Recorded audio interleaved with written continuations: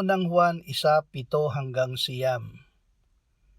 Kung tayo'y lumalakad sa liwanag na tulad niya na nasa liwanag, may pakikisama tayo sa isa't isa at ang dugo ni Jesus na kanyang anak ang lumilinis sa atin sa lahat ng kasalanan.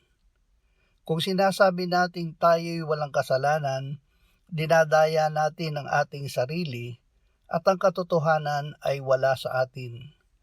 Kung ipinahayag natin ang ating mga kasalanan, siya ay tapat at banal na magpapatawad sa ating mga kasalanan at tayo'y lilinisin sa lahat ng kalikuan.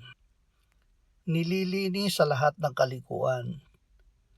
Ang dugo ni Jesus na anak ng Diyos ay lumilinis sa lahat ng ating kasalanan. Huwag tayong mangimi o matakot na ipahayag sa Diyos ang lahat ng ating kasalanan, malaki man o maliit, dahil ang lahat ng ito ay kalooban ng Diyos na patawarin. Si Jesus ay namatay para sa lahat ng ating kasalanan. Dahil sa Kanya tayo ay nililinis ng Diyos sa lahat ng kalikuan.